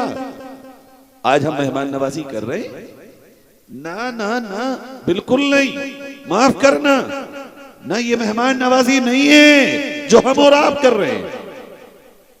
ये लंबे लंबे दस्तरखान, ये 15-15 और 20-20 तरह के खाने, ये दामाद और समधी के लिए और रिश्तेदारों के लिए खाने, कर्जे ले लेकर, ये मेहमान नवाजी नहीं है। दर हकीकत ये खुद को धोखा देना है। अब लोग मेहमानों से डरने लगे हैं। और कल के दौर में लोग मेहमानों की दुआ करते थे, रब कोई मेहमान आ जाए दस्तरखान पे बरकत आ जाए। हमने आपने मेहमान नवाजी का तस्वुर ही बदल दिया। मेहमान नवाजी ये थी, कोई भी हो, हिंदू हो, मुसलमान हो, सिख हो, ईसाई हो, जैनी हो, बुद्धिस्ट हो, कोई भी मेहमान आ जाए घर में, जो उस वक्त में सबसे बेहतर दस्तयाब हो उसे उसके सामने पेश कर दिया जाए। हलाल कमाई से, एहतराम से, इज्जत से, इकराम से, रिस्पेक्टफुली उसके सामने पेश कर दिया जाए, चाहे वो सूखी हुई रोटी और सिरका ही क्यों ना हो। यही मामूल था अल्लाह के नबी का। अल्लाह के नबी एक मर्तबा घर में तशरीफ रखते, एक मेहमान आ गए। आपने हर घर को खंगाला, कुछ मिल जाए, आधी रोटी सूखी हुई मिली और थोड़ा सा सिरका मिला। आपने दस्तरखान बिछाया और आधी रोटी को भी आधा आधा किया, 1/4 टुकड़े हो गए 2। आपने थोड़ा थोड़ा सिरका इधर किया और हजरत जाबिर से कहा, जाबिर क्या हमारी मेहमान नवाजी कबूल है तुम्हें? हजरत जाबिर कहने लगे, या रसूल अल्लाह, सारी कायनात में सबसे बेहतर आज का मेहमान मैं हूं और आप जैसा मेजबान तो कायनात में कोई हो ही नहीं सकता। हमने देखा अपने बचपन में, आपके यहां भी होता होगा, जब इससे आज से पहले दौर में ये नहीं था सब रेडीमेड मामला। जब शाम में कोई मेहमान आ जाए, आमलेट अगर अंडा रखा है, बना दी, रोटी बना दी, खिला दिया, बात खत्म हो गई। न मेहमान को शिकायत, न खिलाने वाले को तकलीफ। या अगर कुछ नहीं हुआ तो वो सफेद दाल होती थी उड़द की, वो बनाई, मेहमान को खिलाया, बात खत्म। जो हुआ वो बन गया और मेहमान को खिला दिया। अगले दिन अंडे बन गए। दामादों को हमने देखा, 3 दिन अगर दामाद रुका तो तीसरे दिन जो जा रहा है उड़द की दाल की खिचड़ी में घी दही चटनी मिला के खिलाया और दामाद खुशी खुशी रुखसत हो गया। न कर्जे लेने की जरूरत, न शर्मिंदा होने की जरूरत। आज दामाद शिकायत कर रहे हैं, समधी शिकायत कर रहे हैं, भाई दस्तरखान कमजोर था। ये मेहमान नवाजी का तस्वुर बदल दिया गया है। मेहमान नवाजी यही है, जो हो वक्त पर पेश कर दो और ये देखे बगैर के कौन है। अब बताओ, हमारा डबल स्टैंडर्ड है। अल्लाह के लिए जब मेहमान नवाजी नहीं होगी, चेहरों के लिए मेहमान नवाजी होगी, तो फिर तो अल्लाह का मामला हमारे साथ बदल जाएगा। जब हमारा मामला अल्लाह के साथ बदलेगा, एमएलए साहब आ जाए तो दस्तरखान इतना लंबा और गांव का कोई गरीब आ जाए तो चाय को ना पूछो। हर एक के लिए वही हो जो मेरे आपके पास है। सामने वाले के मुताबिक मत खिलाओ, अपनी जेब के हिसाब से खिलाओ। जितना जेब में दम है उससे आगे ना बढ़ो, वरना ये मेहमान नवाजी तुम्हारे लिए तकलीफ का जरिया हो। अल्लाह के नबी का यही मामला था। दावत कर दिया करते थे। कभी मछली का शिकार अगर आप करते हैं, शोरवा पतला कर दो। मेरे आका ने यूं कहा, अगर गोश्त बना रहे हो, पड़ोस में कोई गरीब है, शोरवा पतला कर दो, पानी बढ़ा दो। ये नहीं कहा कि गोश्त और लाओ। पॉइंट समझना बात मेरे नबी की बात में। यूं कहा, शोरवा पतला कर दो, कुछ उसके यहां भेज दो, कुछ खुद खा लो। ये नहीं कहा कि गोश्त को बढ़ा दो। किस कदर हिकमत की बात है आका सल्लल्लाहु अलैहि वसल्लम। मेरे भाइयों, मेहमान नवाजी में हम बहुत कमजोर हैं। हमारे यहाँ एक और इसी पर अहम बात कहता हूं, शिकायत है हमें कि गैर मुस्लिम हमसे नफरत करता है। मैं सिरे से इस बात को न करता हूं, उलमा मुझे माफ करें। नफरत की इब्तिदा हमने की, गुंजाइश खत्म हमने की है। हमने गैर मुस्लिमों से पहले हाथ हमने खींचा है। आज उनका वक्त आया है तो हमें नजर आ रहा है, क्या ये सच्चाई नहीं है कि गुजरे हुए कल में हमारे आपके यहाँ कोई हिंदू और गैर मुस्लिम आता था तो उसका बर्तन अलग कर दिया करते थे, कप अलग, प्लेट अलग। ना भाई, ये तो हिंदू है, इसका झूठा कैसा खा लेंगे? तुम्हें किसने बताया कि हिंदू का झूठा ना पाके? कौन से मुफ्ती ने तुम्हें फतवा दे दिया कि हिंदू के साथ प्लेट में तुम खा नहीं सकते अगर उसके मुंह में शराब की ना आ रही हो? मेरे नबी सल्लल्लाहु अलैहि वसल्लम का मामला जानते हो क्या था? एक यहूदी आया और आकर के हुजूर से कहता है, मोहम्मद, मैं आपके यहाँ आज रुकना चाहता हूं और मैं आपको रसूल नहीं मानता, उसने कहा ठीक है तू ना मान, मैंने तो बता दिया कि मैं रसूल हूं, लेकिन मेरा मेहमान बनता है, आजा। आपने अपनी चादर बिछाई और उससे कहा कि आराम करो। कहने लगा भूख लग रही है, खाना खिलाओ। अल्लाह के नबी घर में गए, खाना लेके आए, खाना खिलाया और क्या कह रहा है, पहला जुमला, ए मोहम्मद मैं तुम्हें रसूल नहीं मानता हूं, मैं रसूल नहीं मानता हूं और मेहमान बनना चाहता हूं। हम जैसे मौलवी से अगर आके कोई कह दे मौलाना मैं तुम्हें मौलवी वोलवी नहीं मानता और मेहमान बनना चाहता हूं, कहते हैं नहीं मानता तो जा अपना दूसरा रास्ता इख्तियार कर, जिसको मानता है उसको यहाँ जाना, मेरे पास क्या हुआ है। हमारा ये स्टैंडर्ड है, मेरे नबी का ये मामला था मेहमान के साथ, आजा मेरे भाई, मेहमान है तो मेरा, यहूदी है तो क्या हुआ। खाना लेके आए और गज़ब रे गज़ब, अल्लाहु अकबर, नबी ने जो पहला निवाला अपने हाथ से तोड़ के उसके मुंह में दिया, ले मेरे मेहमान, ये है तेरा इकराम और एहतराम। ऐसा इकराम करने वाले नबी के उम्मती हो तुम, और अपने ही दिलों से गुंजाइश खत्म कर दी। हमारे एक मिठाई वाला है, रात भी मैंने ये वाक़या अपने बयान में जब बताया तो बड़े हैरान हुए मुसलमान। सच ये है कि हम और आप अपने आप को अपर हैंड और उनको लो हैंड समझते थे पहले, आज उनका अपर हैंड है तो हमें थोड़ी तकलीफ हो रही है। ये बहुत जल्दी बदल जाएगा अगर हमने और आपने अपने हालात को थोड़ा सा बदल लिया। एक दिन मुझसे वो कहने लगा मिठाई वाला कि मौलाना साहब मुझे आपसे बहुत मोहब्बत है और मैं आपकी झूठी मिठाई खाना चाहता हूं। मैंने उसके चेहरे को देखा, गैर मुस्लिम है। मैंने कहा देख अगर तू मेरी झूठी खाएगा, तेरी मोहब्बत है, अकीदत है, कोई बात नहीं, लेकिन शायद कि तुझे ये मालूम नहीं कि आज मैं जो तेरे साथ करूंगा वो तूने कभी सोचा नहीं होगा। बोला वो क्या? मैंने ला अपनी बर्फी दे मुझे। उसने एक बर्फी निकाल के दी और वो बर्फी मैंने हाथ में ली और मैंने उससे पूछा शराब तो नहीं पिए हुए हो? बोला ना, पीते तो नहीं हो। कि ना। ने कहा आदि तू पहले खा, तेरी झूठी मैं खाऊंगा। मैं सच कह रहा हूं आपसे, जब वो आदि उसके मुंह में मैंने दी और फिर अपने मुंह में ली, उसकी आंखों से ऐसे आंसू टपकना शुरू हो गए, गोया कि वो पानी की मोतियां लड़ियां बन बन के बिखरने लगी और ऐसी चमक।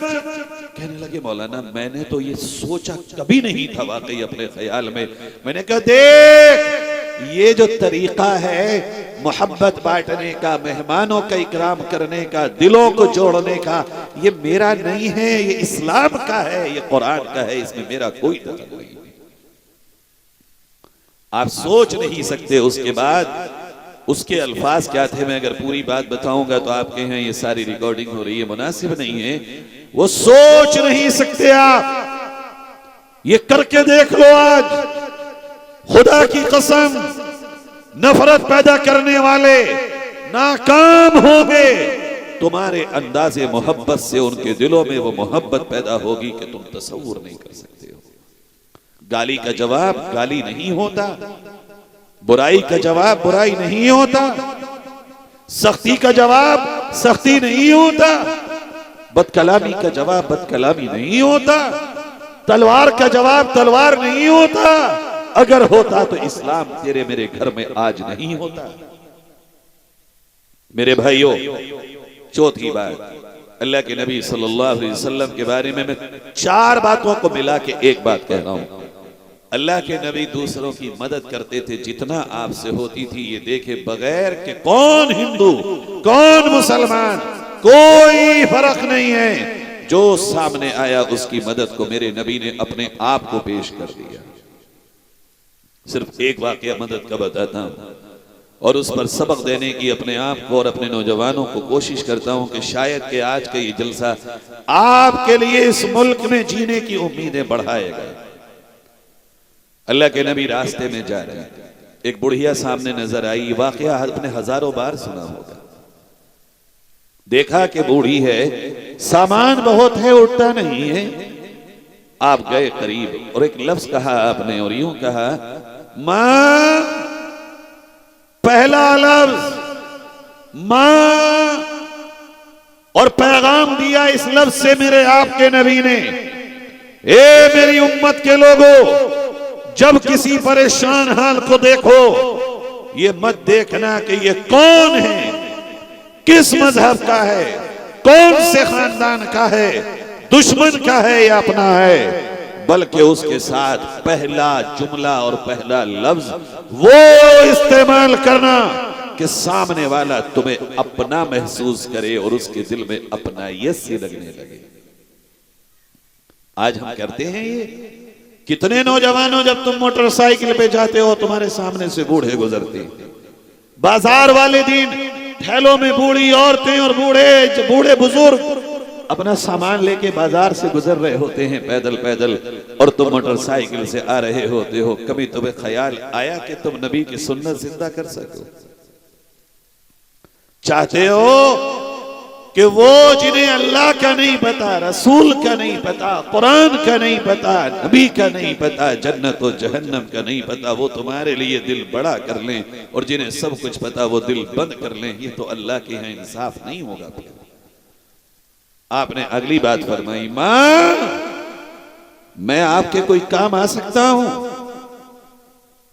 बता दिया नौजवानों, अगर कोई बूढ़ा या बूढ़ी परेशान कोई भी हो, जब वो सामने हो तो उससे ये मत पूछना कि तुम कौन हो, तुम्हारे बच्चे कहां रह गए, क्यों तुम आए हो, बेटों को क्यों नहीं भेजा। अरे हाव भाव सियाको सबाक आगे पीछे के मामलात बता देते हैं। अगर इसके बच्चे इस काबिल होते तो ये बुढ़ापे में क्यों इतना सामान उठा के चल रहा होता।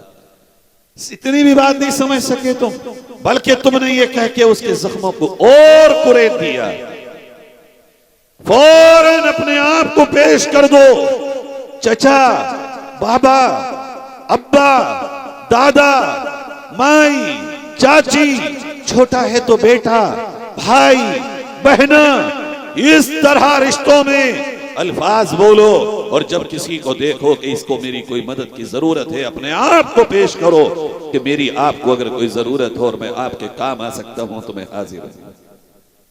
यकीनन गैरत के तकाजों के मुताबिक वो बुजुर्ग यही कहेंगे, नहीं बेटे कोई बात नहीं है, तुम जाओ, मैं अपना सामान लेके चला जाऊंगा।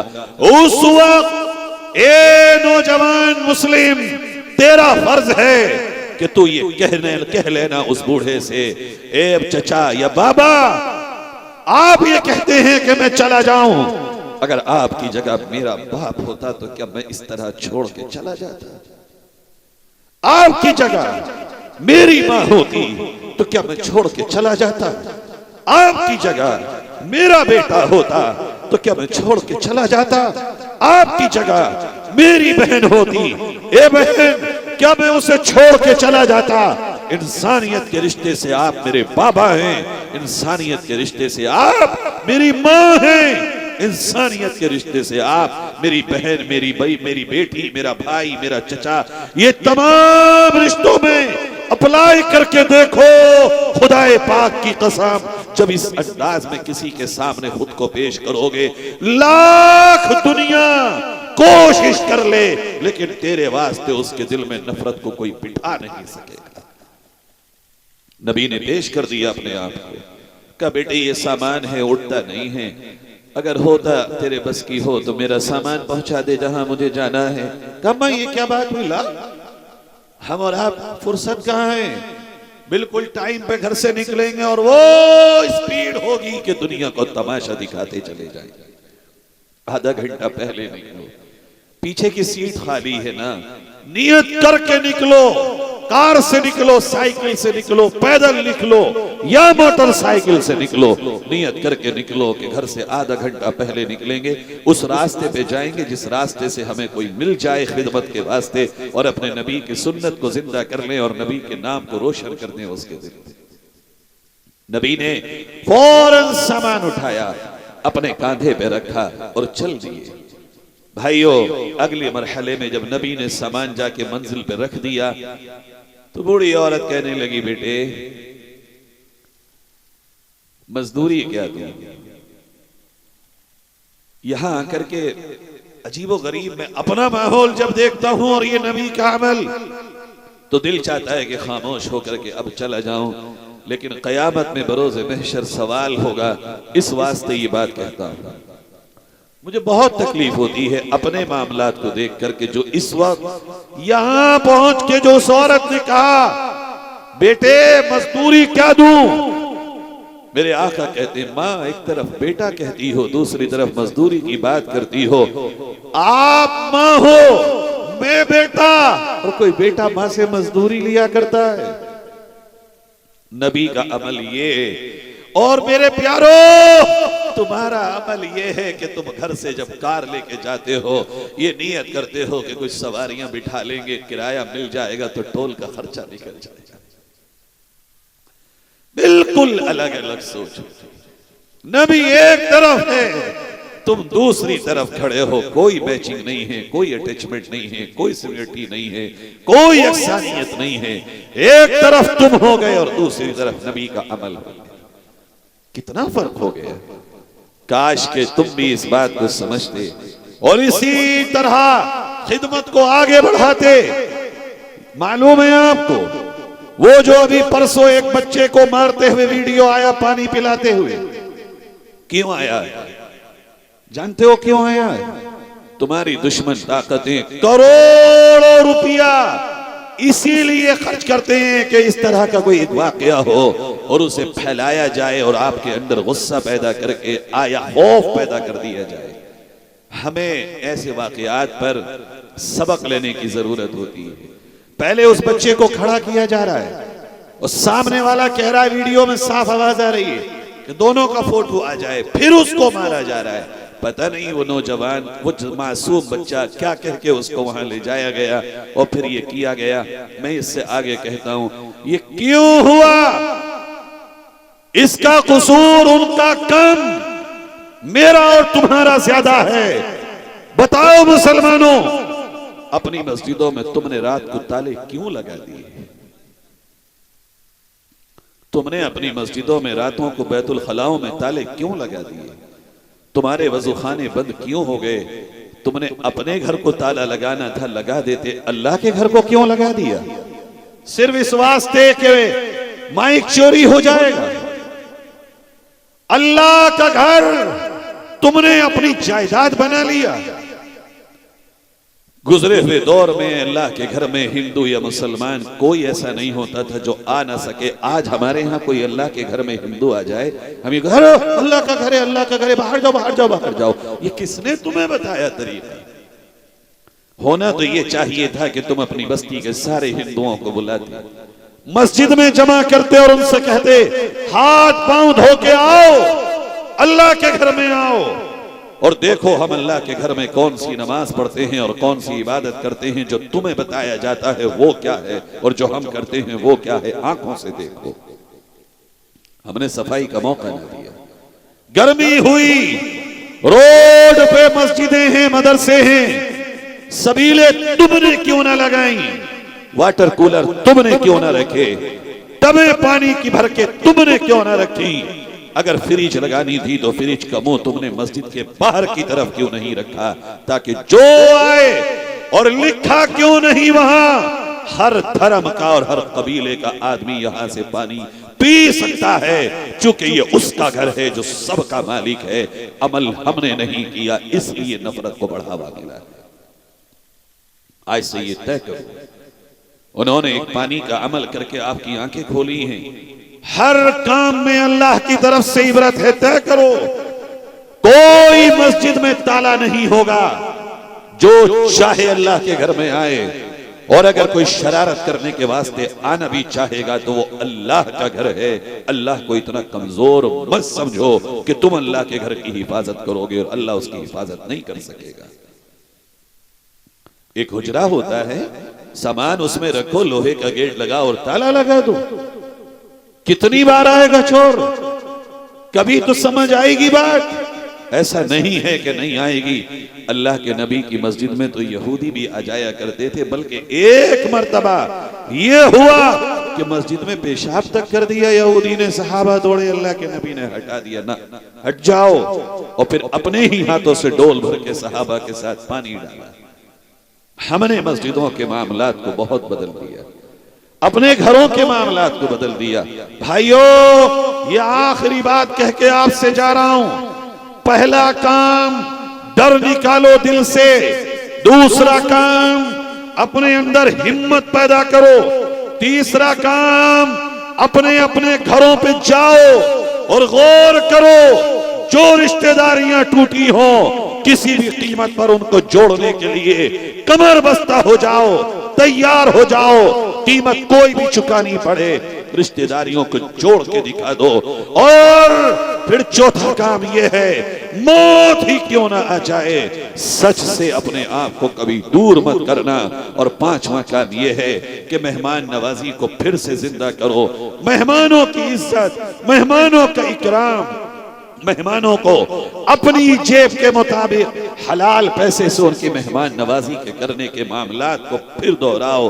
और छठा काम, जब घर से निकलो, चाहे सवारी हो या ना हो, ये नियत करके निकलो कि घर वापस जब आऊंगा कि जब मैं अल्लाह के नबी की खिदमत वाली सुन्नत को आज जिंदा कर दूंगा, चाहे मुझे ढूंढना ही क्यों ना पड़े, मैं किसी न किसी को ढूंढ के उसकी खिदमत करके आऊंगा। और जब आप खिदमत करोगे, ये जरूर होगा, उन्हें ये बात बताई जाती है कि वो आपकी तारीफ करेंगे, अरे भाई फला साहब आप बहुत अच्छे हो, आप बड़े प्यारे हो, आप जैसे और मुसलमान नहीं हैं। उस वक्त आपको अपने आप को संभालना होगा और ये कहना होगा, ए मेरे भाई मैं अच्छा नहीं हूं, अच्छा तो वो रसूल है, अच्छा तो वो मजहब है, अच्छी तो वो किताब है जिसने मुझे ये उपदेश दिया, जिसकी पवित्रता इतनी ऊंची है, जिसने मुझे ये काम करने पे मजबूर किया।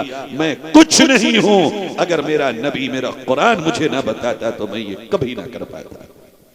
और आखिरी काम, बस ये मेरे आखिरी जुमले की अपने दिलों पे नक्श कर लेना, मैं अल्लाह के वास्ते आपसे कह के जा रहा हूं, हर काम आसान, हर काम, बस ये एक मेरा सेंटेंस याद कर लेना, बस आज के बाद जो भी काम करो, सोना हो, उठना हो, खाना हो, पीना हो, काम हो, जो भी हो, रिश्ते हो, शादियां हो, जो भी हो, उस काम को करने से पहले सिर्फ 2 मिनट अपनी आंखें बंद करके अपने आप से ये पूछ लेना कि जो काम मैं करने जा रहा हूं, इस काम से मेरा अल्लाह, मेरा नबी राजी होगा या नाराज होगा। राजी होता हो तो कर लेना, नाराज होता हो, खुदाए पाक की कसम तुम्हारे सामने अगर सोने का ढेर भी हो, लात मार देना। अगर ये नीयत करके अपनी जिंदगी को गुजारना शुरू कर दोगे, यकीन जानो हालात बदलने जा रहे हैं। अन करीब सूरज निकलेगा और क़यामे इंसाफ का अमल अल्लाह उम्मत मोहम्मद से लेगा। अब देखना ये होगा कि हम में और आप में से किसको अल्लाह कबूल करेगा। तैयार है? मैं इन सब कामों को करेंगे इंशाअल्लाह। मैं भी नियत करता हूँ, अल्लाह से सच्ची नियत करना। और एक आधे मिनट की बात माफी के साथ आपसे और कह दूं, बस आधा मिनट। देखो जब ये काम करने जाओगे ना तो हिम्मत टूटती है, मेरी भी टूटती है। मैं जलसे में आज यहाँ रामपुर सुबह से 6 बजे चला और इन्होंने, मौलाना साहब ने यहाँ आके मुझे सामने लिटा दिया, अल्लाह इनको जज़ाए खैर दे। बयान हो रहे थे, मुझे भी सुनने को मौका मिल गया लेकिन आराम नहीं मिला और गले की हालत ये हो गई जो आपके सामने है। कोई बात नहीं है, अल्लाह की नेमत है, अल्लाह के लिए इस्तेमाल हो जाए। और मेरा रब यहाँ का आना अगर कबूल कर ले तो मेरे लिए इससे बड़ी दौलत और कोई नहीं होगी। बस इतनी बात मैं आपसे कह रहा हूँ। जब हम कोई काम करने चलते हैं ना, शैतान हमसे कैसे करेगा, कैसे करेगा, अरे ये होगा वो होगा, ऐसा कैसे हो जाएगा, ये निगेटिव्स हैं इसके, ये नुकसान है, ये इसके मज़र्रात हैं, ये फला जगह पहुंचोगे क्या करोगे। शैतान का काम है हिम्मत तोड़ना हर अच्छे काम पर। बस उस वक्त में एक अमल और बता रहा हूं आपको, जब भी आपको लगे कि मैं जो कर रहा हूं अल्लाह को राजी करने वाला है या अल्लाह को नाराज करने वाला है, करो जब और ना करो जब, फौरन उसी वक्त अल्लाह के सामने सजदे में गिर जाना और कहना, हे अल्लाह वाकई ये तेरी राजी रजा वाला अमल है मगर मेरे बस की नहीं है। अल्लाह मैं ये करना चाहता हूं, अब मैं नहीं जानता कैसे होगा, मैं तो तुझसे भिखारी बन के भीख मांगता हूं, करा दे। रुकना चाहो पहले अल्लाह से मांग लो, ए अल्लाह ये तेरी नाफरमानी वाला अमल है। मैं रुकने का इरादा कर रहा हूँ मगर मैं कमज़ोर हूँ, मेरा ईमान कमज़ोर है, मेरा नफ्स बहुत मजबूत है, लेकिन अल्लाह मैं शैतान के मुकाबले में खुद खड़ा नहीं हो सकता, तेरी ताकत को खड़ा करता हूँ। मेरे रब मेरी मदद कर दे, मैं नहीं रुक पाऊंगा, मैं अपनी पेशानी को तेरे हवाले करता हूँ। मौला तुझे तेरी किबरियाई का वास्ता, मेरे लिए रास्ते पैदा करके मैं तेरे इस गुनाह के रास्ते से रुक सकूं। रब्बे जुल जलाल की कसम, सोच नहीं सकोगे अल्लाह करने या ना करने के वो रास्ते पैदा कर देगा कि आप सोच कर कभी उस तरफ चलने की कोशिश भी ना कर पाओगे। अल्लाह ताला आपके इस जलसे को बेहद कबूल फरमाए, यहाँ के इंतज़ाम को कबूल फरमाए, बेहतरीन जज़ा दे इन तमाम उलमा को जिन्होंने इस अजीब व गरीब औकात में और अहवाल में इस प्रोग्राम को मुनअक़िद किया। अल्लाह ताला हम सब के कहने सुनने को कबूल फरमाए। व आखिरु दअवाना अनिल हम्दुलिल्लाहि रब्बिल आलमीन। अस्सलामु अलैकुम व रहमतुल्लाहि व बरकातुहू।